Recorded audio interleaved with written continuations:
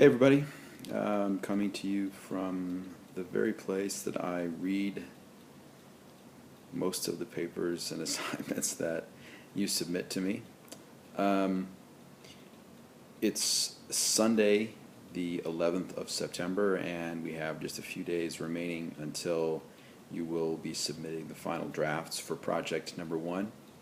I know that I sent an email out that I hope everyone had a chance to read about the inclusion of the multimodal component as well as the multimodal analysis.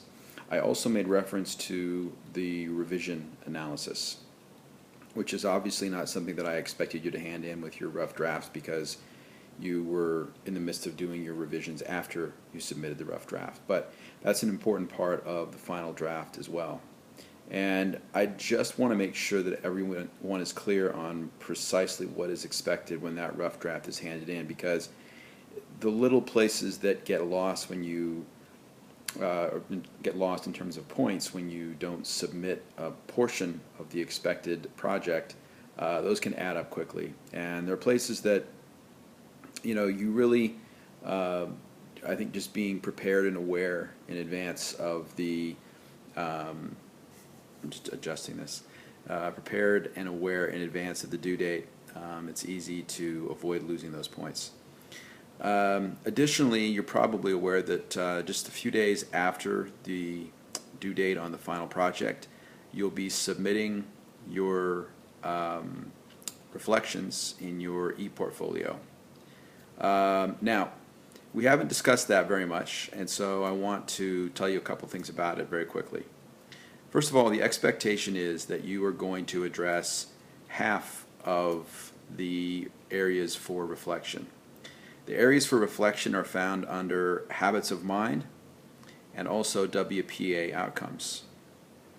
Now, what my expectation is that half means one of two things. Either you will do all the WPA outcomes, or you will do all of the habits of mind. That's number one of those two. Either all the WPA outcomes, all the habits of mind, one of those two. Or you'll do half the habits of mind and half the WPA outcomes. Either way, what it boils down to is you are going to be taking on half of all of the areas that you should have completed reflections on by the time the semester is over and you submit your final portfolio. Now, there are instructions in the assignment that will tell you an awful lot about the nature of what you're expected to write. You're going to be using the questions, the prompts in habits of mind and outcomes to discuss the processes that you were involved in for, in this case, your first project. How did you apply these different principles and different practices? You're going to want to be specific. You're going to want to give examples from what you did, from your topic, from the research you conducted, information from the sources that you used, information from your textbook. You're going to want to use feedback that you received from me. You're going to want to use feedback that you received in peer reviews. All of it is important stuff. In order to help you guys get a sense of how this can fit together, I will be posting on Monday, that's tomorrow, on our on our group blog for number 6, for group 6, I will be posting an example of an A-level portfolio with respect to the reflections, okay? So you'll have something to look at, something which should give you a pretty good idea of what is an A-level portfolio set of reflections.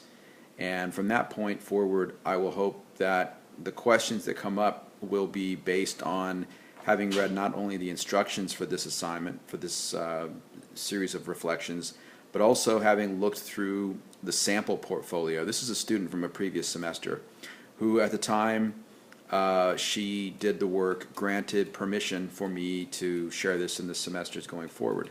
Something that you'll be asked if you are willing to do it at the end of the semester. There's a consent form at the end of the semester.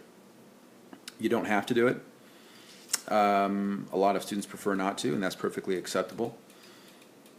This student was happy to share and allow this to be seen by other students going forward, and so I am I'm happy to use it because I think that it's a great tool for every set of new students that I have to see what's been done in the past that was considered to be of real quality and to meet the expectations of the assignment. So that's what I have for you today. I'm going to have this posted and let everyone know via email that there is a new video in the group blog. As always, I'm going to expect that you guys will get in touch with me if you have questions. You'll be sending me an email from your ASU email account. And, I just want to make sure that as we close in on this due date for the final draft and then shortly thereafter the due date for the reflections, that we're not leaving anything off to the last minute, that we're not taking anything for granted, that we're ready to go and proceed into project number 2 with a good feeling about where we've been and what we've accomplished through project number 1. So I'll keep an eye out for your messages. Everybody take care. Have a great weekend, what's left of it, and I will see you soon.